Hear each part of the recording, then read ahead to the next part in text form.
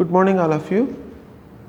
Welcome to ABN and PRR College online classes.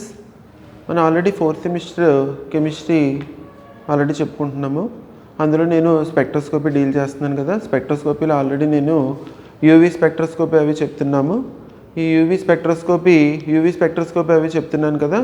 ఇందులో మనకి స్పెక్ట్రోస్కోపీలో మొత్తం అంతా చెప్పుకుంటూ వచ్చాము. స్పెక్ట్రోస్కోపీ వాటి స్పెక్ట్రోస్కోపీ నిన్న క్లాస్లో మొత్తం అంతా చెప్పాను.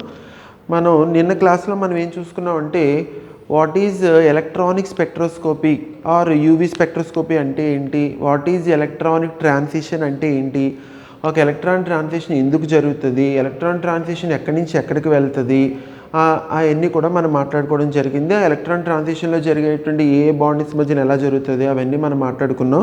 నిన్న దాంట్లో నేను చెప్పుకున్నది ఏంటంటే మనం చెప్పింది ఏంటంటే what is singlet excited state, triplet excited state అంటే ఏంటో మనం చెప్పుకున్నాము. అలాగే టైప్స్ ఆఫ్ ఎలక్ట్రానిక్ ట్రాన్సిషన్స్ కూడా నేను మాట్లాడుకున్నాను. చాలా ఇంపార్టెంట్ ఎస్ఐకి వస్తుంది, అర్థమవుతుందా. టైప్స్ ఆఫ్ ఎలక్ట్రానిక్ ట్రాన్సిషన్ అంటే మనం ఆల్రెడీ చెప్పుకున్న sigma to sigma star, N to sigma star, pi to pi star, N to pi star, ఇలాగా 4 టైప్స్ ఆఫ్ ఎలక్ట్రానిక్ ట్రాన్సిషన్స్ ఉంటాయని మనం చెప్పుకోవడం జరిగింది. ఆ ట్రాన్సిషన్స్ గురించి కూడా మనం ఆల్రెడీ చెప్పాము. అదే నాన్ బాండింగ్ ఎలక్ట్రాన్స్ ఎక్కడ ఉంటాయి, యాంటీ బాండింగ్, ఇలాగ మనం కొన్ని ఎలక్ట్రానిక్ ట్రాన్సిషన్ గురించి అంతా మనం చెప్పుకోవడం జరిగింది. ఆ ఎలక్ట్రానిక్ ట్రాన్సిషన్స్ని నేను ఎక్స్ప్లెయిన్ చేశాను ఎక్కడెక్కడ జరుగుతుంది.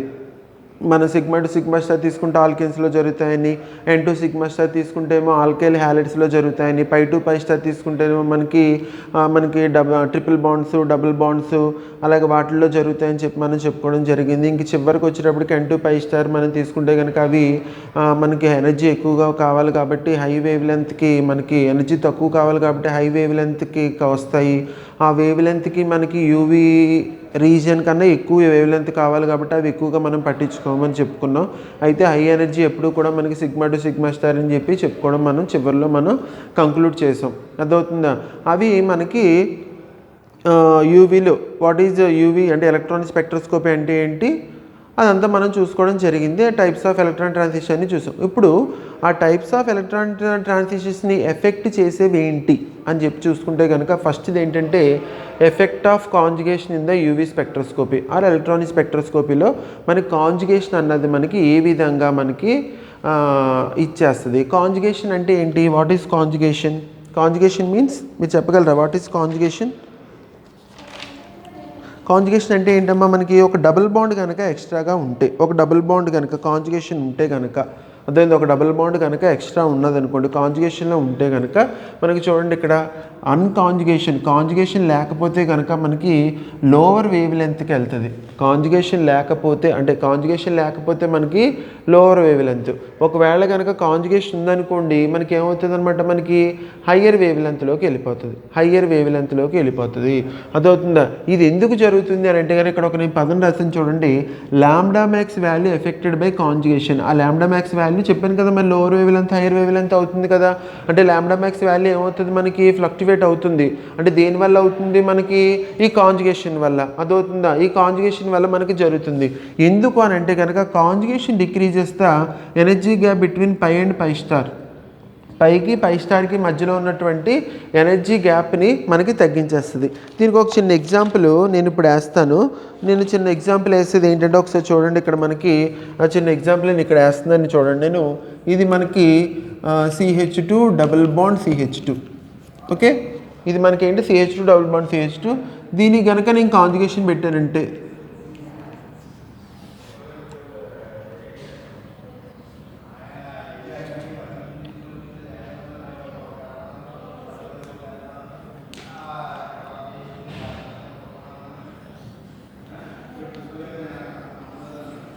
చూడండి, నేను రౌండ్ ఆఫ్ చేసిందేమో మనకి కాంజుగేషన్ అనమాట. అదవుతుందమ్మా, నేను రౌండ్ ఆఫ్ చేసింది కాంజుగేషన్. అదవుతుందా. ఇప్పుడు నేను మళ్ళీ చెప్తున్నాను, effect of conjugation in the UV spectroscopy అంటే ట్రాన్సిషన్స్ మీద కాంజుగేషన్ ఎలాగ మనకి చూపిస్తుంది అంటే పెంచుతుందా ఆ లాంబ్డా మ్యాక్స్ వాల్యూస్ని. అంటే మన లాంబ్డా మ్యాక్స్ వాల్యూస్ అంటే మనం చెప్పాను కదా, స్పెక్ట్రస్ రికార్డ్ చేసినప్పుడు కొంత వాల్యూ అన్నది మనకు వస్తూ ఉంటుంది. 280 నానోమీటర్స్ అయితే కనుక యూవీ రీజియన్, అందులో మనకి స్పెక్ట్రస్లో మనకి చూపిస్తూ ఉంటుంది. 171 నానోమీటర్స్, 150 నానోమీటర్స్, 200 నానోమీటర్స్ అలా మనకు చూపిస్తూ ఉంటుంది. దాని మీద ఎఫెక్ట్ ఆఫ్ కాంజుగేషన్ ఏమన్నా మనకి పనిచేస్తుందా లేదా అన్నది మనం చూస్తున్నాం. ఇప్పుడు అర్థమవుతుందా? పనిచేస్తుంది. ఏ విధంగా పనిచేస్తుంది అంటే కాంజుగేషన్ లేకపోతే కనుక లోవర్ వేవ్ లెంత్లో ఉంటుంది. ఒకవేళ కనుక కాంజుగేషన్ ఉంటే కనుక మనకి హయ్యర్ వేవ్ లెంత్కి వెళ్ళిపోతుంది. అంటే ఇక్కడ చూడండి, నేను ఇథిలిన్ తీసుకున్నాను. ఇథిలిన్లో pi to pi star transition ఉంటుంది, అవునా కదా? ఈ pi to pi star transition ఇథిలిన్కి వచ్చినట్టుగా మనకి 171 నానోమీటర్స్ మనకి చూపిస్తుంది. 171 నానోమీటర్స్. అదే కనుక దాంట్లో నేను కాంజుగేషన్ పెట్టాను. చూడండి, నేను రౌండ్ ఆఫ్ చేసింది కాంజుగేషన్ అనమాట. ఒకవేళ కనుక నేను కాంజుగేషన్ కనుక పెడితే మనకి ఎక్కడికి వెళ్ళిపోయిందంటే చూడండి, if conjugation there gives 217 nanometres. అదవుతుందా? 217 నానోమీటర్స్ మనకి వస్తుందన్నమాట. ఎందుకు ఇలా జరుగుతుంది అని అంటే కనుక lambda max value affected by conjugation ఎందుకు జరుగుతుందంటే conjugation decrease the energy gap between the pi and pi star. నేను మీకు తెలుసు కదా, అప్పుడు సిగ్మా నుంచి సిగ్మా స్టార్ పైకి నేను ఆల్రెడీ ఎనర్జీ గ్యాప్ మొత్తం అంతా ఒక డయాగ్రామ్ వేసి చూపించాను కదా మీకు. దాంట్లో మనకి ఏమవుతుంది, సిగ్మా టు సిగ్మా స్టార్ అన్నది ఎనర్జీ గ్యాప్ ఎక్కువగా ఉంటుంది, అవునా కదా? ఆ ఎనర్జీ గ్యాప్ని కాంజుగేషన్ అన్నది ఏం చేస్తుందంటే మనకి తగ్గించేస్తుంది అనమాట. అదవుతుందా? ఇప్పుడు ఇక్కడ మీరు చూస్తే కనుక ఇక్కడ ఏముంటుంది, conjugation decreases energy gap between the pi and pi star, facilitate easy promotion of electrons. ఇప్పుడు ఈజీగా ఎలక్ట్రాన్స్ కనుక ప్రమోట్ అయిపోయినాయి అనుకోండి, మన ఎనర్జీని ఎక్కువ ఇవ్వాలా తక్కువ ఇవ్వాలా అంటే మన ఎనర్జీని తక్కువ ఇస్తాం. మీకు ఆల్రెడీ రివర్స్లో ఉంటుంది. ఎనర్జీ కనుక తక్కువగా ఉంటే వేవ్ లెంత్ ఎక్కువగా ఉంటుంది, ఎనర్జీ కనుక ఎక్కువగా ఉంటే వేవ్ లెంత్ తక్కువగా ఉంటుంది. అందుకే నేను మీరు చూస్తే సిగ్మా టు సిగ్మా స్టార్ మనకి ఎలా ఉంది, మనకి వేవ్ లెంత్ తక్కువగా ఉంటుంది ఎందుకంటే ఎనర్జీ ఎక్కువగా ఉంటుంది. ఇక్కడ మనం చూస్తే కనుక ఏమంటున్నారు, పైకి పై స్టార్కి ఈ పైకి పై స్టార్కి మధ్యలో ఉన్నటువంటి ఎనర్జీ గ్యాప్ తగ్గించేస్తుంది. ఎప్పుడైతే ఎనర్జీ గ్యాప్ తగ్గించేస్తుందో ఈజీగా మనకి ఎలక్ట్రాన్స్ గ్రౌండ్ లెవెల్ ట్రాన్సిషన్ జరగడానికి ఎలా చేయాలో గ్రౌండ్ లెవెల్ నుంచి ఎక్సైడ్ స్టేట్కి వెళ్ళాలి కదా. ఎప్పుడైతే ఎనర్జీ గ్యాప్ తక్కువ ఉందనుకోండి, ఈ రెండింటికి మధ్యన తక్కువ ఉన్నప్పుడు ఈజీగా మనకి ప్రమోట్ అయిపోద్ది. మనం ఎక్కువ ఎనర్జీని దానికి ఇవ్వాల్సిన అవసరం లేదు. అందువల్ల మనకి ఏమవుతుంది అనమాట, ఎనర్జీ తగ్గిపోద్ది. ఎనర్జీ ఎప్పుడైతే తగ్గిపోయిందో దాని వేవ్ లెంత్ ఏమైపోద్ది, మనకి ఎక్కువైపోతుంది. అదవుతుందా? దాని వేవ్ లెంత్ ఎక్కువైపోతుంది. అదవుతుందా? కాబట్టి దాని వేవ్ లెంత్ మనకి ఎక్కువైపోతుంది. అందువల్ల మనకి ఏమవుతుందంటే ఎప్పుడైతే pi to pi star conjugation ఉందంటే మనకి చూడండి ఇక్కడ 217 నానోమీటర్స్. అర్థమైందా? ఇథిలిన్ కనుక మనకి ఓన్లీ ఇథిలిన్ అయితే 171 నానోమీటర్స్, కాంజుగేషన్ కనుక ఉంటే కనుక 217 నానోమీటర్స్ అవుతుంది. This is the effect of effect of conjugation in the UV spectroscopy. అదవుతుందా? యూవీ స్పెక్ట్రోస్కోపీలో మనకి ఎఫెక్ట్ ఆఫ్ కాంజుగేషన్ ఎలా ఉంటుంది చూడండి. కాంజుగేషన్ అయితే కనుక లోవర్ వేవ్ లెంత్లోకి వెళ్తుంది, అలా కాదు కాంజుగేషన్ అయితే కనుక మనకి హయ్యర్ వేవ్ లెంత్లోకి వెళ్ళడం అన్నది మనం చూస్తాం. This is the effect of conjugation on UV spectroscopy అనమాట. ఇంకా నెక్స్ట్ మనం ఇంకొక టాపిక్ మనం వెళ్ళిపోతే కనుక దీంట్లో మనకు ఉన్నది ఏంటంటే నెక్స్ట్ చాలా ఇంపార్టెంట్, చాలా ఇంపార్టెంట్. ఇది షార్ట్ ఆన్సర్ క్వశ్చన్ కన్ఫర్మ్గా మనకి ఇది ఎగ్జామ్లో వచ్చి తీరుతుంది. That is the chromophore. అదవుతుంది. యూవీ స్పెక్ట్రోస్కోపీలో ఈ క్రోమోఫోర్ అన్నది మనకి చాలా ఇంపార్టెంట్. ఇది ఒక 2-3 మనకు కలిపి మనకి ఎస్ఏ కింద రావచ్చు. అంటే chromophore auxochrome effect of conjugation అని కలిపి ఎస్ఏకి ఇవ్వచ్చు. లేదంటే క్రోమోఫోర్ ఒకటి కూడా మన షార్ట్ ఆన్సర్ క్వశ్చన్కి వచ్చే అవకాశం ఎక్కువగా ఉంటుంది. అదవుతుందా? కాబట్టి గుర్తుపెట్టుకోండి, క్రోమోఫోర్ చాలా ఇంపార్టెంట్. క్రోమోఫోర్ అంటే ఏంటి? అదవుతుందా? అక్కడతో అయిపోయింది మనకి. Types of what is electron transition, types of electronic transition, వాటిని మనం దాని ఏమంటారు ఎలాబరేటెడ్గా మనం చెప్పుకోవడం జరిగింది. తర్వాత మనం ఏం చెప్పారంటే effect of conjugation on electronic spectroscopy or UV spectroscopy గురించి మనం ఆల్రెడీ చెప్పడం జరిగింది. ఇంకా నెక్స్ట్ టాపిక్ ఏంటంటే మనకి ఇందులో ఉన్నది chromophore. What is chromophore? Chromophore అంటే the group which observes UV radiations are known as chromophore. మనం ఇందా నుంచి టైప్స్ ఆఫ్ ట్రాన్సిషన్ గురించి చెప్పుకుంటున్నాం కదా. ఇప్పుడు ఇక్కడే చూసుకుంటే కనుక ఇందులో ఏది అబ్జర్వ్ చేసుకుంటుంది, మనకి డబుల్ బాండ్ అబ్జర్వ్ చేసుకుంటుంది. కాబట్టి డబుల్ బాండ్ అబ్జర్వ్ చేసుకుంటుంది కాబట్టి double bond is the chromophore. అదవుతుందా? Double bond is the chromophore. ఒకవేళ కనుక మనకి నాన్ బాండింగ్ ఎలక్ట్రాన్స్ కనుక మనకి అబ్జర్వ్ చేసుకుంటున్నాయి అనుకోండి, non bonding electrons is the chromophore. ఒకవేళ కనుక మనకి బెంజీన్ కనుక అబ్జర్వ్ చేసుకుంటుంది అనుకోండి, బెంజీన్ ఈజ్ ద క్రోమోఫోర్. కాబట్టి ఏ గ్రూప్ అయితే మనకి యూవీని అబ్జర్వ్ చేసుకుంటుందో, యూవీ రేడియేషన్స్ని అబ్జర్వ్ చేసుకుంటుందో that group is called the chromophore. అదవుతుందా? కాబట్టి ఇక్కడ చూసుకోండి chromophore. The groups which observes UV radiations are known as the chromophore. Examples మనకి ఆల్రెడీ చెప్పుకుని చూడండి, C double bond C, C double bond O and benzene అనమాట. అదవుతుందా?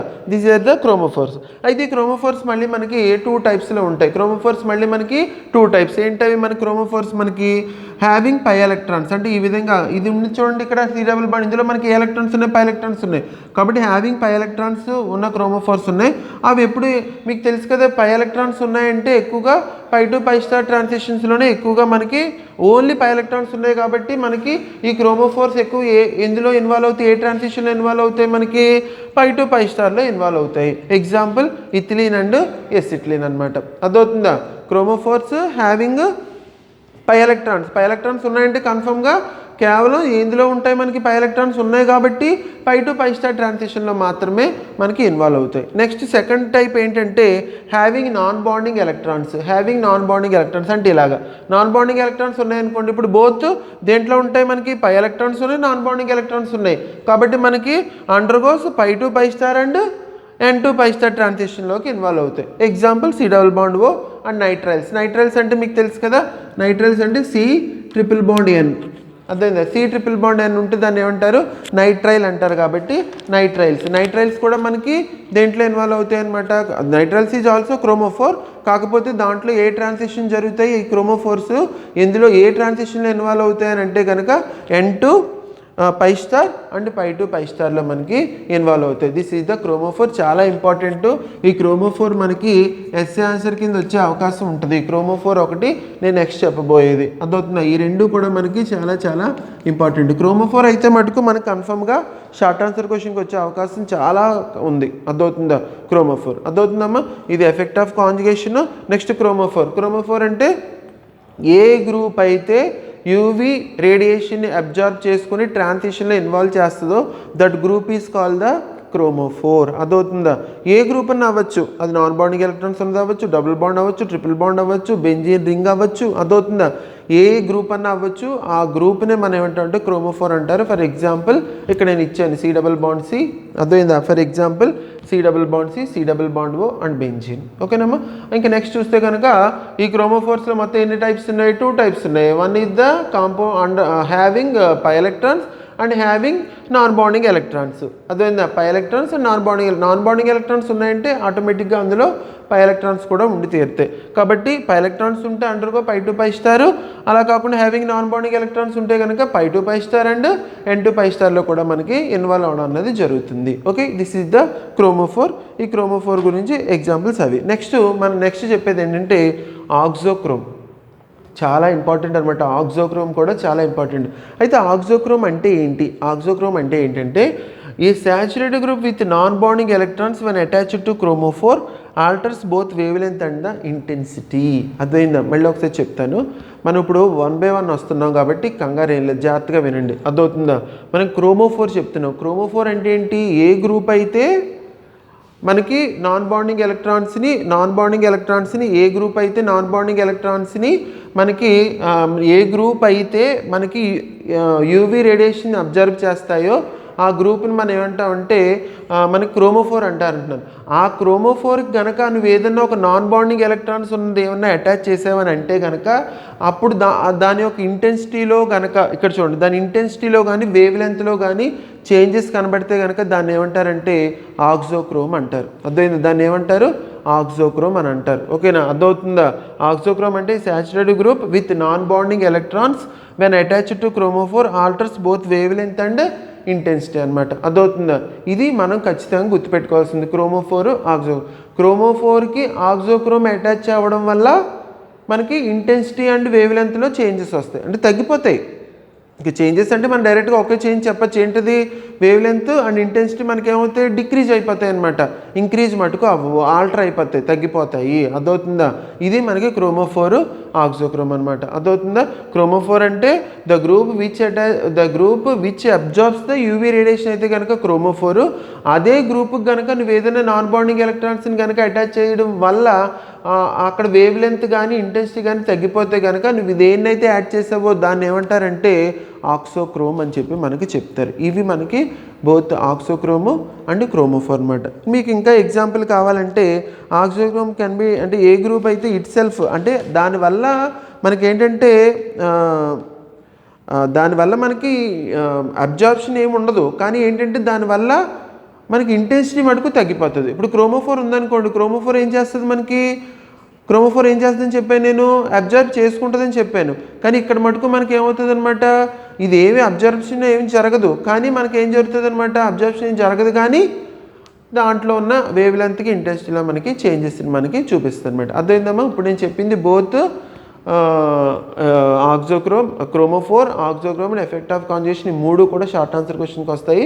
రేపు నేను ఇంకా 2 ఇంటెన్సిటీస్ ఉన్నాయి, ఈ ఇంటెన్సిటీలు డిక్రీజ్ అవడంలోనే ఇంటెన్సిటీస్ 1, 3 డెఫినేషన్స్ ఉన్నాయి. ఆ 3 కలిపి నేను రేపు క్లాస్లో నేను మీకు చెప్తాను. ఓకేనమ్మా? ఈ రోజు మటుకు మీరు ఈ 2 షార్ట్ ఆన్సర్ క్వశ్చన్లు జాగ్రత్తగా చూసుకోండి. ఈ క్లాస్లో మనకి ఒకటి ఏంటంటే effect of conjugation in the UV spectroscopy, ఇదనమాట. Okay, next chromophore and auxochrome, ఈ 3 చాలా ఇంపార్టెంట్.